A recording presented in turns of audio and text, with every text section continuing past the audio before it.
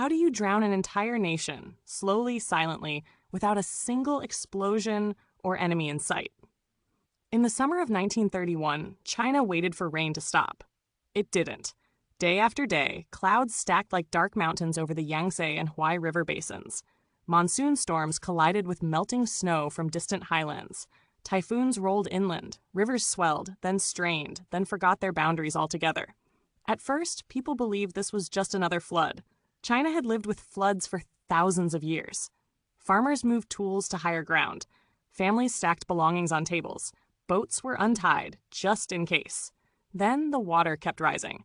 Levees built by hand, packed earth generations old, began to tremble. In the night, walls of mud collapsed with a sound survivors later compared to thunder tearing open the earth. Villages vanished before dawn. Fields turned into inland seas. Roads dissolved. Entire towns were erased so completely that later maps would mark them only as blank space. And still, the rain fell. By August, the Yangtze no longer looked like a river. It was a moving horizon. In Wuhan, water flooded streets up to rooftops. People lived on boats, rafts, doors ripped from homes, anything that could float. Mothers tied children to their backs with cloth. Terrified sleep would loosen their grip.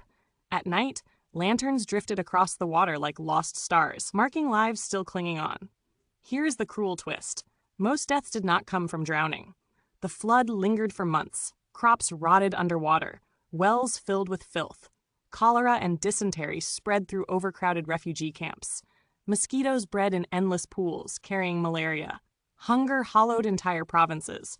Families traded heirlooms for a bowl of rice. Some traded nothing at all, because there was nothing left to trade. Officials struggled to respond.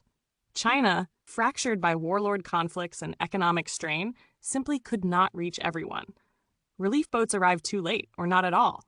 In some regions, help was visible on the horizon, yet unreachable, separated by miles of water and broken infrastructure. By the time the waters finally retreated in November, the land was unrecognizable. Between 1 and 4 million people were dead. Not in a single moment, but in a slow, grinding collapse of shelter, food, and hope. The Great Flood of 1931 was not just a natural disaster. It was a lesson written in water, that survival depends not only on strength, but on preparation, unity, and memory. Because rivers forget nothing. And when warnings are ignored, they return. Patient, unstoppable, and indifferent to human borders. If this story moved you, please like, share, and subscribe, and leave a comment below.